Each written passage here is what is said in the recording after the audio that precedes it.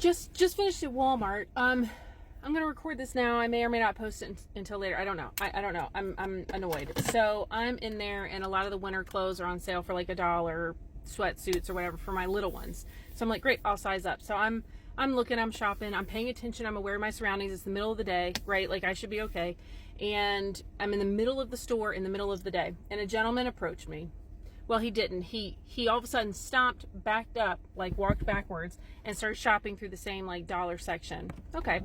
And then he's an older gentleman, maybe, I don't know, 60-ish.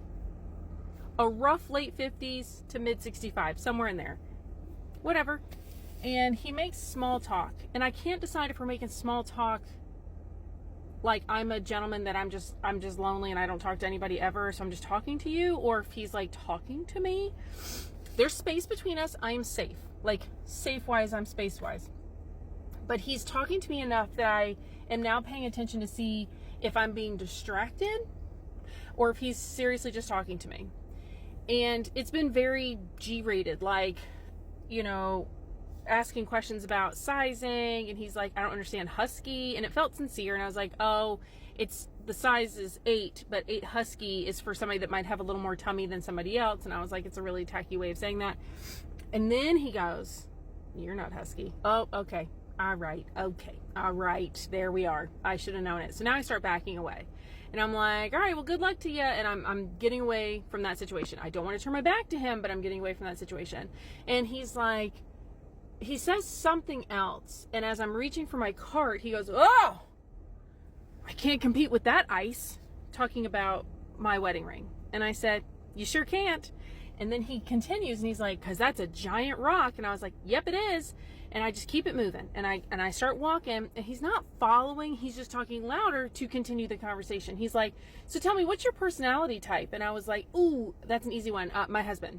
And so I'm not playing, like I'm not bantering. I'm trying to as politely cut it off, but also remain safe, because I'm not trying to make somebody mad so that they follow me to my car.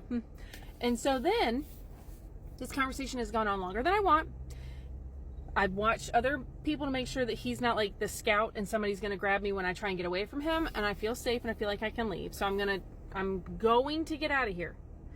And he makes some comment about Facebook or looking up old girlfriends, something like that. And I was like, oh yeah, you should look them up. Good luck with that. And he goes, yeah, but they wouldn't look as good as you. And I was like, oh, okay. And making this face like, okay.